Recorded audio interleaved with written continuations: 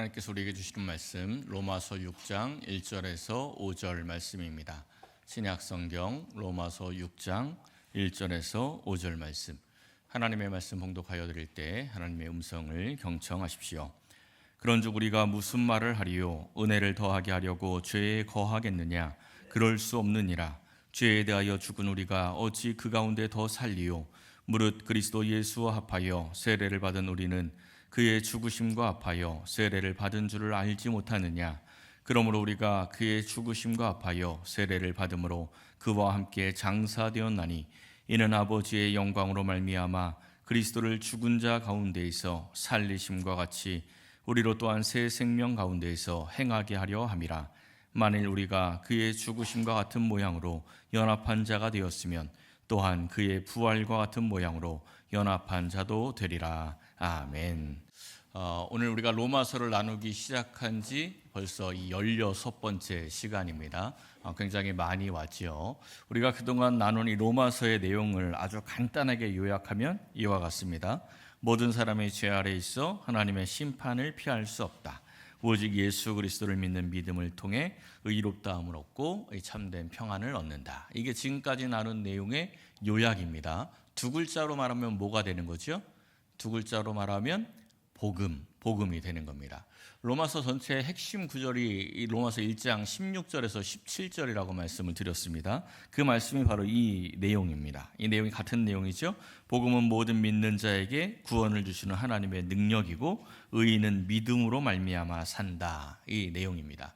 결국 우리의 신앙을 바르게 이해하는 핵심은 복음입니다. 복음이 무엇인지, 복음을 어떻게 이해하느냐에 따라서 성도의 신앙생활, 성도의 신앙 모습이 결정이 되는 것이죠. 근데 이 복음의 말씀을 잘 듣다 보면 좀 질문이 생기게 되어 있습니다. 행함이 아니라 믿음으로 의롭다함을 받는다면 그러면 우리의 믿음 생활은 무슨 의미가 있지? 이런 질문이 생길 수 있어요. 우리가 이 땅을 살아가면서 믿음으로 살고 믿음으로 행하는 것이 어떤 의미가 있는가? 이런 궁금증이 생길 수가 있습니다. 더군다나 우리가 지난주에 나눈 말씀 마지막 부분에 이런 말씀이 있었죠. 율법이 들어온 것은 범죄를 더하게 하려 함이고 죄가 더한 곳에 은혜가 넘친다. 이런 말씀을 우리가 함께 나누었단 말이죠. 이 말씀이 사실 이 바리새인들이 복음을 싫어했던 이유가 바로 여기에 있습니다. 그들은 경건을 통해서 명예를 얻는 사람들이 바리새인들입니다. 경건할수록 명예를 얻어요. 이 바리새인들은 굉장히 율법을 지키려고 애를 썼고 율법을 지키면서 의롭다 여김을 받기 위해서 굉장히 애를 많이 썼던 사람들이 바리새인들입니다.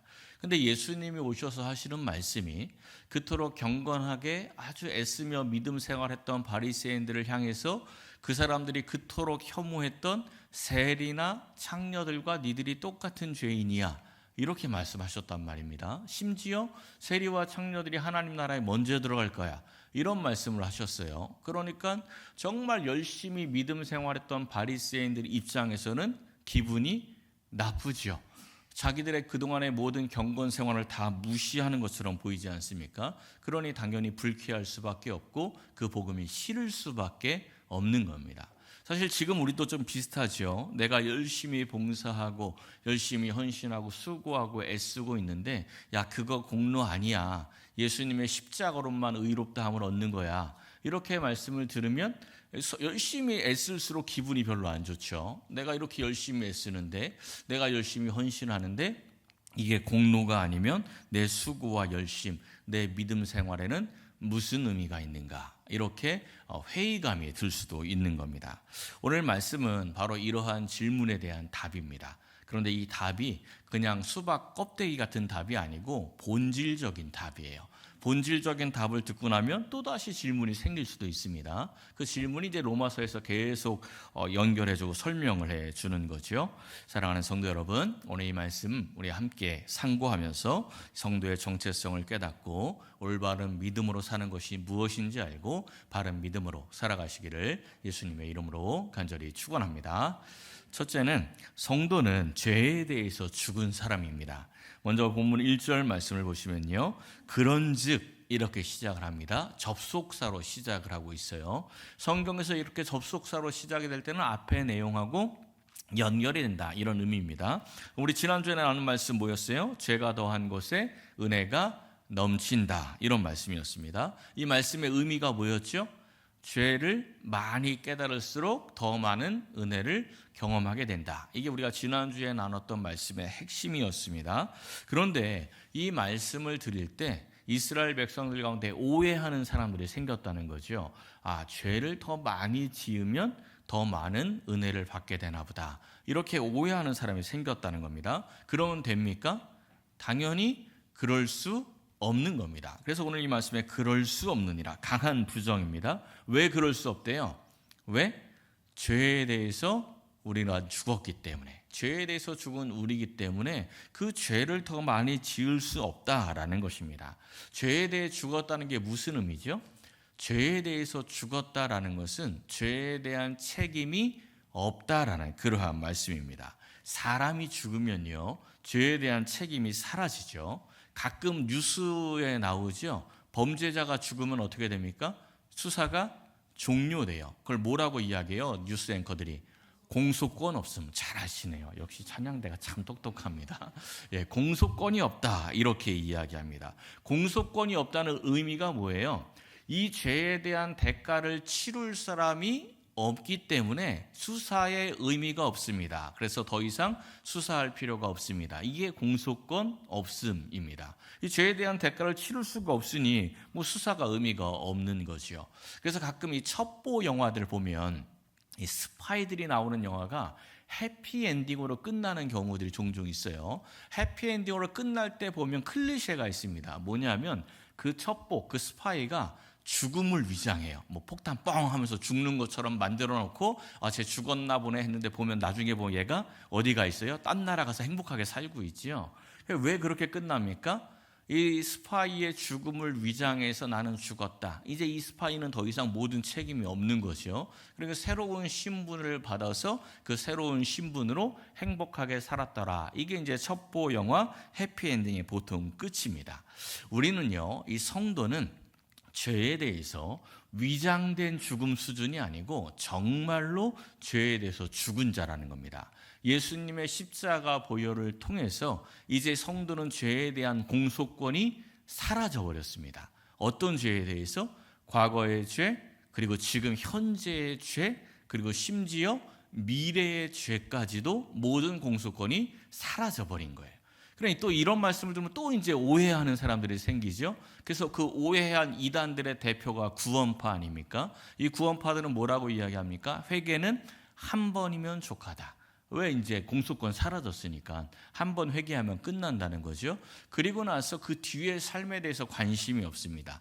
얘네들은 뭐가 관심이 있어요? 맨날 언제 구원받았어? 이거 물어보잖아요. 그럼 보통 우리 성도들이 언제 구원받았지? 이러면 그때쯤 받은 것 같은데, 이런 뭐라 그래요? 몇 날 몇 시 막 이렇게 물어보잖아요. 그 모르면 너 구원받은 거 아니야 이러면서 이 성도의 연약한 믿음을 막 비집고 들어가서 이단으로 끌고 들어갑니다. 그 뒤에 성화의 삶에 대해서는 관심이 없어요. 왜 그렇습니까? 죄에 대해서 죽었다, 공소권이 사라졌다, 이 말씀에 대해서 잘못 이해했기 때문에 그렇습니다. 뭔 말인지 잘 모르고 있는 거예요. 다시 영화의 장면을 생각해 보십시오. 스파이가 자기의 죽음을 왜 위장했죠? 위장한 이유가 왜? 이거 쉬운 건데 왜 죽음을 위장했어요?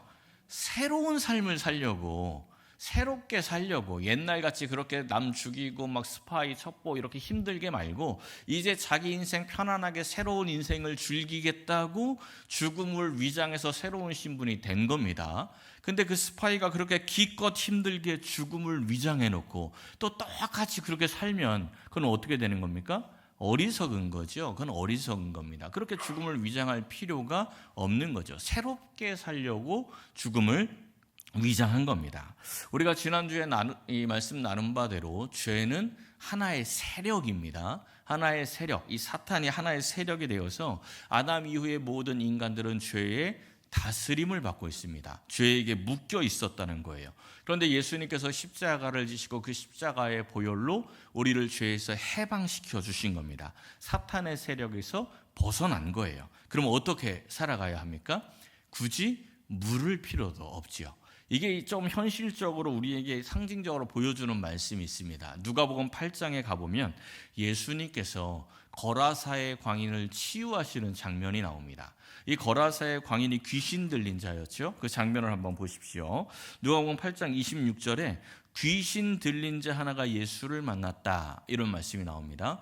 귀신 들린 자, 이 말씀을 그대로 직역을 하면 귀신의 소유가 되어서 귀신의 지배를 받는 자, 이런 뜻입니다. 그러니까 귀신이 주인이에요. 귀신이 주인이어서 이 사람은 자기의 인생을 사는 게 아니고 귀신이 시키는 대로 사는 인생이 된 사람입니다. 이 말씀을 보면 귀신이 시키는 대로 살아가는 사람, 귀신의 종이 된 사람이 어떠한 사람인지 특징을 볼 수가 있죠. 오래 옷을 입지 아니하고 집에 거하지도 아니하고 수치도 모르고 자기가 있을 곳도 모르고 무덤 사이 사망이 지배하는 곳에서 거하는 사람, 그게 귀신의 지배를 받고 있는 사람의 특징이죠. 근데 더 중요한 특징이 있습니다. 이 사람이 예수님한테 뭐라고 이야기해요? 지극히 높으신 하나님의 아들 예수여, 당신이 나와 무슨 상관이 있나이까? 이 말이 굉장히 중요한 말입니다. 복음서에서 예수님을 향해서 하나님의 아들 이렇게 고백하는 경우가 극히 드물어요. 별로 안 나옵니다. 손에 꼽을 정도예요. 먼저 나왔던 장면이 요한복음 1장에서 나다나엘은 예수님의 12제자 가운데 바돌로메의 이름입니다. 바돌로메는 돌마이의 아들이라는 뜻이고 나다나엘이 그의 이름이에요. 근데 이 나다나엘이 예수님을 하나님의 아들입니다라는 고백을 해요. 그때 예수님께서 나다나엘에게 네가 앞으로 더 큰 일을 볼 것이다, 이런 말씀을 해주셨습니다. 그리고 그 다음에 고백하는 장면이 마태복음 16장이에요. 베드로가 주는 그리스도시요 하나님의 아들입니다, 이 고백을 하죠. 이 고백을 하고 예수님께서 크게 칭찬을 하시고 그 믿음 위에 내가 교회를 세울 거야, 이렇게 말씀하십니다. 그러니까 이 고백은요 굉장히 중요한 영적 지식입니다. 아주 귀한 고백이에요. 근데 이 귀신 들린 자가 지금 그 지식이 있다 없다? 그 지식이 있어요. 예수님이 하나님의 아들이다라는 영적 지식이 있는 겁니다. 근데 그 뒤에 뭐라고 말합니까? 그 뒤에 뭐라고 이야기했어요? 당신이 나와 무슨 상관이 있나이까?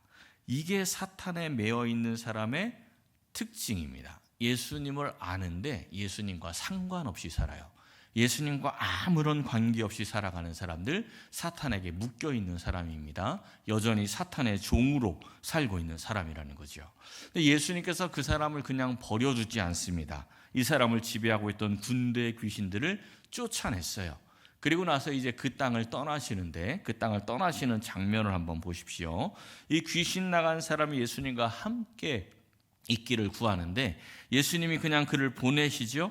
그러면서 이제 집에 돌아가서 너 있을 자리로 돌아가서 네 삶의 원래 터전으로 돌아가서 하나님이 내게 어떻게 큰 일을 행하였는지를 말하라, 이렇게 말씀을 하십니다. 여기서 예수님께서 그를 보내셨다, 그를 보내시며 이렇게 말씀하는데, 보내시며라고 번역된 헬라어가 아폴리오라는 단어입니다. 뜻이 뭐래요? 석방하다, 풀어놓다, 해방하다. 그러니까 예수님이 귀신에 매어서 귀신의 종살이를 하고 있던 이 사람을 석방시켜 줬습니다. 해방시켜 주었어요. 자유를 얻게 해 주었다는 겁니다. 그리고 이제 내 집에 돌아가 살라는 것이죠. 그러면 이제 이 귀신 들렸던 사람이 귀신이 나갔으니, 귀신에게서 석방이 되었으니 어떻게 살아가야 하겠습니까?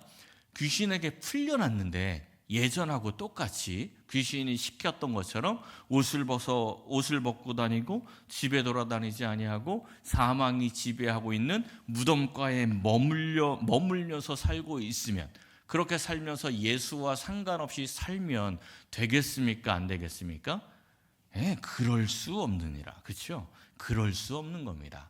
그렇게 해줬는데도 똑같이 그러고 살면 우리가 뭐라고 이야기해요? 속된 말로 미친놈이라고 하는 거죠. 그럼 미친 거죠. 그야말로 미친 거죠. 왜 그렇게 합니까? 그럴 수 없는 거죠. 이제는 예수님께서 말씀하신 대로 살아야 마땅한 겁니다. 하나님께서 자신에게 어떻게 행하셨는지를 전파하며 살아야 마땅한 거예요. 이 귀신 나간 사람이 어떻게 살아갑니까? 조금 전에 본 그 39절 마지막에 보면 온 성에 하나님의 일을 전파하며 살았다고 말씀을 합니다. 마가복음 5장에 가서는요, 데가볼리에 전파했다 이렇게 표현을 해요. 데가볼리가 뭐냐면 영어로 이야기하면 10폴리스예요. 10개의 도시를 전도하는 선교사의 인생을 사는 겁니다. 이 사람의 인생이 그렇게 구체적으로 그 뒷부분의 인생이 성경은 길게 이야기하지 않습니다. 그냥 데가볼리에서 전파했다 이러고 끝이 나는데, 교회사적으로 생각해 보면요, 이 사람은 최초의 이방인 선교사예요. 예수님의 12제자보다도 먼저 앞서서 이방인 도시에, 사도 바울보다도 먼저 앞서서 이방인 도시에 하나님의 말씀을 전했던 그런 귀한 삶을 살았던 사람이 바로 이 사람인 겁니다. 다시 본문을 보세요. 우리도 마찬가지인 겁니다. 그럴 수 없느니라. 우리는 죄에 대해서 죽었습니다. 죄에서 해방된 거예요. 예수님께서 십자가 보혈로 우리를 해방시켜 주셨습니다. 이걸 분명히 안다면 어찌 다시 그 죄 속으로 들어가서 죄인 걸 분명히 알면서도 또 똑같이 그 죄를 범하면서 살겠는가? 왜 사람으로 살겠는가? 그럴 수 없느니라. 그럴 수 없는 게 당연한 겁니다. 사랑하는 성도 여러분, 우리는 죄에 대해서 죽은 자로 영적 신분이 바뀌었음을 분명히 알고 죄 가운데로 다시 돌아가는 어리석음을 범하지 않기를 예수님의 이름으로 간절히 축원합니다. 두 번째는 성도는 그리스도와 연합한 자입니다. 3절과 4절 말씀을 보시면요, 우리가 어떻게 죄에 대해서 죽은 자가 되었는지를 설명합니다. 그리스도 예수의 죽으심과 합하여 세례를 받음으로 함께 장사되었다. 역시 굉장히 중요한 말씀입니다. 우리는 예수님께서 내 죄를 짊어지고 십자가에서 대신 죽으셨다는 것을 믿습니다. 그렇죠? 그것을 믿기 때문에 이 교회에 나와서 예배를 드리고 있는 것 아닙니까? 그런데 그것을 믿는 게 믿음이 아닙니다. 믿음의 실체는 예수님이 내 죄를 짊어지고 십자가에 달려 죽었다. 이것은 믿음의 출발이지 믿음의 정체성이 아닙니다. 믿음의 정체성은 뭐냐면 예수님만 십자가에 죽는 것으로 끝나는 게 아니고 나도 그 예수님의 십자가, 그의 죽으심과 합하여서 함께 죽겠다라고 결단하는 것이 믿음이에요. 그게 진짜 믿음이 되는 겁니다. 세례 받을 때 물을 적셔서 머리 위에 이렇게 얹지 않습니까? 그게 뭐라 그랬어요? 그 사람이 물에 빠져 죽는 것을 의미한다고 이야기했죠. 그러니까 예수님이 십자가에 못 박혀 죽었는데 그걸 믿으면서 내가 그리스도와 함께 십자가에 못 박히겠습니다. 이제 나의 옛사람도 십자가에 죽었음을 믿습니다. 이렇게 신앙 고백하는 것이 이 세례를 받는 것입니다. 이 믿음이 있는 사람들이 어떻게 살아갑니까? 이 갈라디아서 2장의 말씀처럼 살아가죠. 내가 그리스도와 함께 십자가에 못 박혔나니 그런즉 이제는 내가 사는 것이 아니요 오직 내 안에 그리스도께서 사시는 것이라. 이제는 나는 죽고 누가 살아요? 예수님이 사는 겁니다. 그러니까 삶의 자리에서 내 성품이 나오는 게 아니고 누구의 성품이 나오는 겁니까? 예수님의 성품이 나오는 거죠. 그렇게 살고 계십니까? 이렇게 제가 설교자가 이렇게 물었을 때 다들 끄떡끄떡하면 얼마나 제가 신이 나겠습니까? 다들 눈을 피하시지요. 뭐 다 피합니다. 저도 그 자리에 앉아 있으면 피할 겁니다. 쉽지가 않죠. 왜 우리가 그렇게 살지 못합니까? 이유는 아주 간단한 거예요. 그렇죠? 그렇게 살지 못하는 이유는 아주 간단합니다. 그리스도와 함께 십자가에 못 박히질 않으니까. 그렇죠. 우리는 여전히 예수님은 십자가에 못 박히기를 원하는데 나는 십자가에 못 박히기를 싫어합니다.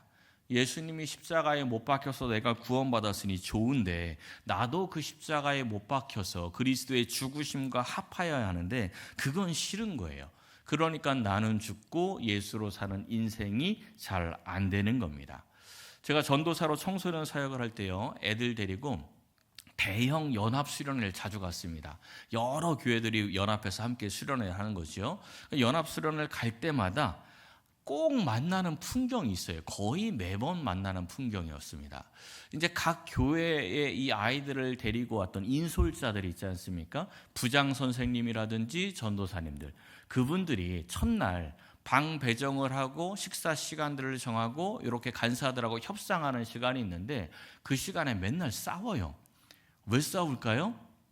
우리 애들 더 좋은 방, 우리 애들이 더 좋은 시간에 식사하고 더 많은 이 쉬는 시간들을 확보를 해야 돼서 그 시간을 하려고 이 간사들하고 막 싸우고 있습니다. 애들을 사랑하는 마음에 그렇게 하는 거죠. 그런데 뭐하러 수련회 왔습니까? 십자가의 도를 배우고 예수님처럼 살겠다고 모인 수련회에서 십자가의 도와는 정반대로 그냥 자기들의 힘과 권력으로 자기들의 편의를 추구하고 좀 더 좋은 것 차지하겠다고 그렇게 싸우는 거예요. 큰 교회들은요, 우리가 제일 많이 왔으니까 우리가 더 편하게 써야 된다, 이렇게 강조하면서 좋은 거 내놓으라고 하고요. 작은 교회들은요, 선생님들 중에서 제일 인상 험악한 선생님 보내가지고 좋은 자리 차지하려고 애쓰고 싸웁니다. 이 수련회만 그렇습니까? 교회들이 모여있는 곳들, 성도들이 모여있는 곳에서도 십자가의 원리가 아니라 힘과 권력의 원리가 지배하는 일들이 얼마나 많습니까? 이거는 잘못된 겁니다. 논란의 여지가 없습니다. 완전히 잘못된 일이죠. 이 복음서를 보면요, 이 말씀 문자 그대로 그리스도와 함께 십자가에 못 박힌 사람이 나옵니다. 두 사람 있죠. 누굽니까? 예수님이 십자가에 못 박혔을 때 좌우에 달렸던 행악자들, 그들의 모습을 통해서 그리스도와 함께 십자가에 못 박히는 것이 정말 무엇인지를 우리가 찾아볼 수가 있습니다. 그 장면을 한번 상상해 보세요. 예수님이 십자가에 못 박혀 있고 좌우에 그리스도와 함께 십자가에 못 박힌 두 사람이 있습니다. 그리고 그 아래에 제사장들과 서기관 바리사인들 그리고 이스라엘 백성들이 모여서 구경을 하고 있었는데, 그 구경했던 이 제사장들이 뭐라고 이야기하냐면 네가 그리스도라면 그 십자가에서 내려와서 너를 구원하여 봐라, 이렇게 이야기를 합니다. 조롱을 하죠. 근데 그때 그리스도와 함께 십자가에 못 박혀 있던 사람 중에 한 사람이 이런 말을 합니다. 네가 그리스도가 아니냐, 너와 우리를 구원하라. 지금 그리스도와 함께 십자가에 못 박혀 있는데 이 사람의 마음은 누구랑 똑같습니까? 그 십자가 아래에서 십자가 구경하면서 예수님 조롱하던 사람하고 마음이 똑같아요. 생각이 똑같아요. 네가 예수라면 날 구원해야지. 지금 이렇게 이야기하고 있는 것입니다. 이 사람은 그리스도와 함께 십자가에 못 박힌 사람이 아닌 거예요. 형식만. 그러니까 예수를 믿고 있는데 형식만 그냥 교회에 다니는 거지 정말 예수를 믿는 게 아니라는 겁니다. 정말 십자가에 못 박힌 사람이 아니죠. 근데 우리도 이렇게 기도할 때 많지요. 하나님이라면 내 이 어려운 상황에서 구원해 보십시오, 이렇게 기도할 때 많습니다. 말만 조금 공손하지 이 행악자랑 똑같은 기도할 때가 많습니다. 물론 그렇게 기도할 수 있어요. 그런데 그 기도 후에 내가 원하는 대로 되지 않았다고 하나님 안 계시네 하고 돌아서면 이 행악자와 완전히 똑같은 겁니다. 몸만 그리스도와 함께 십자가에 못 박힌 것, 그냥 몸만 교회에 다니는 그러한 모습이라는 것이요. 그때 옆에 달려있는 또 다른 한 사람이 이렇게 말을 합니다.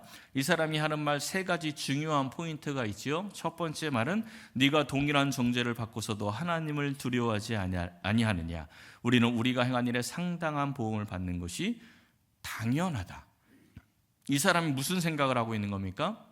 나는 십자가에 달려 죽어 마땅한 죄인이야 하고 자기의 죄를 인정하고 있는 겁니다. 자기의 죄를 알고 있어요. 두 번째 말은 이 사람이 행한 것은 옳지 않은 것이 없다. 이 사람은 십자가에 달려 죽을 죄를 짓지 않았다. 이 사람의 십자가의 죽음이 누군가를 대속할 만한 자격이 있음을 무의식 중에 알고 있는 거죠. 그리고 마지막 세 번째, 당신의 나라에 임하실 때 나를 기억하소서. 예수님이 어떠한 분인지 알고 있는 겁니다. 예수님을 그리스도로 인정하는 거죠. 이게 그리스도와 함께 십자가에 못 박힌 사람의 모습입니다. 자기의 죄를 알고 겸손히 주님의 십자가를 인정하는 믿음, 그것이 진짜 그리스도와 함께 십자가에 못 박힌 그런 사람이라는 거죠. 그러면 어떤 결과가 있습니까? 바로 다음 절에 이렇게 말씀하시죠. 오늘 너희가 나와 함께 낙원에 있으리라. 언제? 오늘 그리스도와 함께 십자가에 못 박힐 때 바로 그 낙원, 주님의 낙원이 나의 낙원이 되는 것입니다. 오늘 본문 말씀 5절 말씀을 보십시오. 그리스도의 죽으심과 연합할 때 얻는 중요한 결과가 나오죠. 그의 부활과 같은 모양으로 연합한 자도 되리라. 그러니까 우리가 그리스도와 함께 십자가에 못 박힐 때 주님의 부활의 능력과 연합하여서 그 낙원, 그 천국을 누리게 되는 것입니다. 갈라디아서 5장에 나오는 성령의 9가지 열매를 한번 보십시오. 사랑과 희락과 화평과 오래 참음과 자비와 양선과 충성과 온유와 절제. 이 성령의 9가지 열매는요, 성도들이 이 세상을 살아가면서 승리할 수 있게 만들어주는 능력이에요. 그 능력을 성령이 열매 맺게 해주시는 거죠. 근데 이 열매를 어떻게 맺을 수가 있습니까? 이 9가지 성령의 열매 말씀을 마무리하는 것을 보면 알 수 있죠. 그리스도 예수의 사람들은 육체와 함께 그 정욕과 탐심을 십자가에 못 박았느니라. 우리가 십자가에 그리스도와 함께 못 박힐 때, 그때 그리스도의 죽으심과 연합이 되는 것이고, 죽으심과 연합이 될 때 그 부활의 능력, 그 생명의 능력과도 연합이 되어서 성령의 열매를 맺게 되는 그리스도 예수의 사람이 되는 것입니다. 이 성도의 정체성을요, 딱 한마디로 정의하면 예수 그리스도와 연합한 사람입니다. 연합한 사람이라는 것은 예수님과 같은 사람이다, 이런 의미예요. 예수님한테 이렇게 딸랑딸랑 붙어있는 존재가 아니고 예수님과 하나가 되어 있는 사람, 연합한 사람, 그러니까 예수님과 같은 존재라는 것이죠. 예수님과 함께 우리가 십자가에 못 박히고 함께 부활하게 되면 예수님하고 똑같이 우리가 하나님의 자녀가 되는 겁니다. 예수님이 하나님의 자녀잖아요. 그러니까 우리도 하나님의 자녀가 되는 거죠. 그러니까 우리의 믿음 생활이라는 것은 하나님께 무엇인가 얻어내기 위해서, 마치 회사에서 일을 하면서 뭔가 공로를 세워서 뭔가 상여금도 받고 특별 보너스도 받고 이러기 위해서 회사 생활하듯이 열심히 공로를 추구하는 게 믿음 생활이 아니고 하나님의 자녀로서의 삶을 누리는 것이 믿음 생활이라는 것입니다. 탕자의 비유를 보면요, 둘째 아들이 돌아왔을 때 아버지가 잔치를 벌이잖아요. 그때 이 첫째 아들이 바깥에서 열심히 일하다가 돌아와서는 이 아버지의 재산 가지고 허랑방탕하게 살다가 돌아왔던 그 둘째 아들을 위한 잔치를 보고 분노하죠. 뭐라고 분노했어요? 나는 열심히 아버지 옆에서 섬겼는데 염소 새끼 한 마리도 안 주시더니 아버지 재산 다 날려먹은 저놈이 돌아오니까 염소도 아니고 살찐 송아지를 잡아서 잔치를 해. 이게 말이 돼? 열받지요? 여러분 열받습니까? 안 받습니까? 열받아요. 여러분 내가 큰아들이라고 생각하면 열 안 받으면 이상한 거예요. 그렇죠? 승질이 확 올라오죠. 이 말이 안 되지. 어떻게 이건 말이 안 된다 하고 항의를 합니다. 그러니까 아버지가 그 항의를 듣고 뭐라고 말씀하셨어요? 어서 승질이야 이랬습니까? 그렇지 않지요. 아버지가 뭐라고 이야기하면 이렇게 이야기를 합니다. 항상 나와 함께 있는 아들아, 내 거 다 네 거잖아. 이렇게 말씀하셨어요. 야, 살찐 송아지 한 마리가 아니고 집에 있는 거 다 네 건데, 네가 친구들하고 놀고 싶으면 한 마리 잡아서 먹으면 되는 건데, 다 네 건데 왜 여태까지 그거 누리지 않고 있다가 지금 엉뚱한 이야기를 하니? 너는 내 종이 아니라 내 아들이잖아. 너 내 종 아니야, 내 아들이야. 아버지가 그렇게 말씀을 해 주신 겁니다. 근데 그 아들의 정체성이 없으니까 그냥 다른 종들처럼 열심히 일하면서 공로만 추구하면서 어떻게 아버지에게 칭찬받을까, 어떻게 아버지에게 용돈 한 푼이라도 더 받았을까, 이 생각하면서 생활을 했던 거죠. 종이 아니라 아들입니다. 누리면 되는 거예요. 옛날 그 예화집, 오래된 예화집에 나와 있는 좀 유명한 이야기를 하나 소개해 드릴게요. 아주 가난한 어떤 사람이 이 호화 크루즈 여행선 그 여행권에 당첨이 되었어요. 이 사람이 평생 꿈을 꾸던 여행이라 너무 기쁜 마음에 여행 갈 준비를 열심히 했습니다. 근데 돈이 별로 없어가지고 들어가서 뭔가 즐길 수 없을 것 같아서 도시락을 준비를 하는 거예요. 통조림하고 간이 음식들 같은 것들을 다 준비해서 싸갑니다.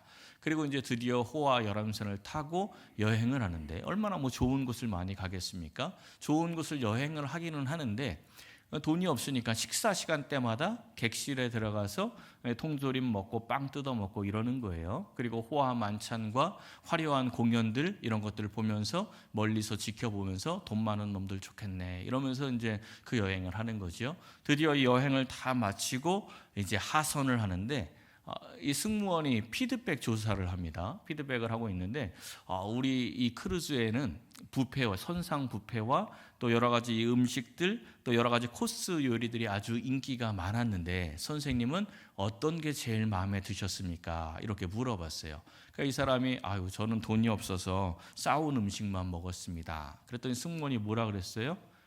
우리 탑승권에는 그 식사와 공연과 룸 서비스까지 다 포함되어 있는데 왜 그거를 쓰지 않으셨습니까? 이렇게 이야기를 했지요. 잘 알려진 예화인데 이걸 실제 상황이라고 생각해 보세요. 내가 그랬다고 생각을 해보세요. 내가 어떤 마음이 드시겠어요?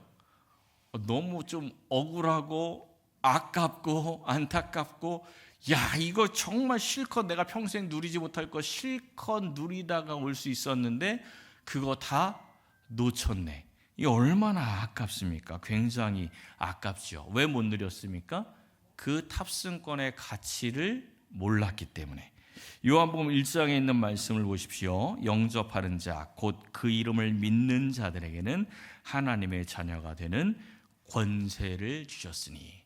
니네들 그냥 하나님 자녀 됐어요. 하나님 자녀로 살아. 그냥 이렇게 말씀하신 게 아니고 하나님의 자녀가 되는 권세라고 말씀하십니다. 권세. 그 권세 누려야죠. 그거 못 누리다가 평생 그냥 믿음 생활은 하긴 했는데 힘들게 믿음 생활하다 나중에 하나님 나라 갔을 때 왜 못 누렸어? 너 내 아들이잖아. 이렇게 말씀하시면 그때 가서 얼마나 아깝겠습니까? 근데 그 권세 언제 누릴 수 있다고요? 언제 누릴 수 있어요? 그리스도의 죽으심과 연합할 때. 그게 먼저입니다. 그게 안 되니까 우리가 그걸 잘 못 누리는 거예요. 사랑하는 성도 여러분, 우리는 예수님처럼 하나님의 자녀로서 권세가 있는 사람들입니다. 이 성도의 분명한 가치를 알고 이제 그리스도의 죽으심과 연합하여 세상에 붙들려 사는 인생이 아니라 아바 아버지 하나님의 것을 찾고 누리며 사는 복된 인생이 되시기를 예수님의 이름으로 간절히 축원합니다.